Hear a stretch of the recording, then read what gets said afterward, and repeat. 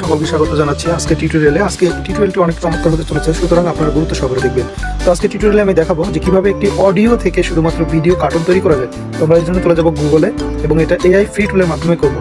আপনারা যারা আমার পেজটিকে ফলো করেন অবশ্যই ফলো করে দিবেন এবং আমরা যারা ইউটিউব থেকে দেখছেন এআই অফিসিয়াল বিডি ইউটিউব চ্যানেলটি সাবস্ক্রাইব করে দিবেন। তো প্রথমে আমরা এখানে সার্চ করবো অ্যাডোবি অ্যানিমেট ফ্রম অডিও। এটা সার্চ করলাম অ্যাডোবি অ্যানিমেট ফ্রম অডিও এবং প্রথমে দেখতে পাচ্ছেন যে adobe.com এর একটা ওয়েবসাইট আছে। আমি এখানে প্রবেশ করছি। এখানে প্রবেশ করার পরে এখানে দেখেন স্টার্ট নাও নামে একটা অপশন আছে, এখানে আমরা ক্লিক করে নিব। তো এখানে আপনারা যারা অ্যাকাউন্ট করা নাই তারা রেজিস্ট্রেশন করে নেবেন, আর যাদের অ্যাকাউন্ট করা আছে তারা এভাবে এগিয়ে যাবেন। আপনারা এখানে দেখতে পাচ্ছেন যে অ্যানিমেট ফ্রম অডিও। এখানে বিভিন্ন ক্যারেক্টার আছে, আপনারা চাইলে এই ক্যারেক্টারগুলো চেঞ্জ করে নিতে পারবেন। প্রায় 100-র মতো ক্যারেক্টার আছে।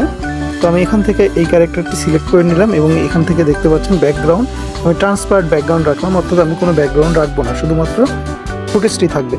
আপনারা ব্যাকগ্রাউন্ড নিতে পারেন, ব্যাকগ্রাউন্ড নিয়ে কাজ করতে পারেন। আবার আপনারা চাইলে ভিডিও এডিটিং যে ক্যাপকাট সফটওয়্যার বা ক্যামতাসিয়া আছে এগুলো দিয়ে আপনারা ব্যাকগ্রাউন্ড তৈরি করে নিতে পারবেন। তারপরে আপনারা এখানে দেখতে পাচ্ছেন সাইজ। তো সাইজ আপনারা চাইলে এইভাবে রাখতে পারেন, যদি সিনেমাটিক চান তাহলে এইভাবে রাখতে পারেন, যদি শর্টের জন্য চান ইউটিউব শর্ট এবং ফেসবুক রিলসের জন্য চান তাহলে 9/16 এটা সিলেক্ট করতে পারেন।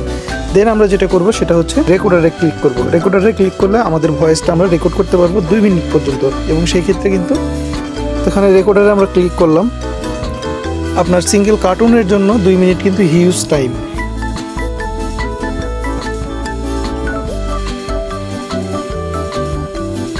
ডানে ক্লিক করব। ডানে ক্লিক করার পরে এটা রেন্ডারিং হচ্ছে, রেন্ডারিং হতে একটু সময় লাগতে পারে, সেই ক্ষেত্রে অবশ্যই সময় দিয়ে সহযোগিতা করবেন। দেন এখানে একটা ডাউনলোড অপশন আসবে, ডাউনলোড করে নিলে আপনার কাজ সম্পূর্ণরূপে শেষ।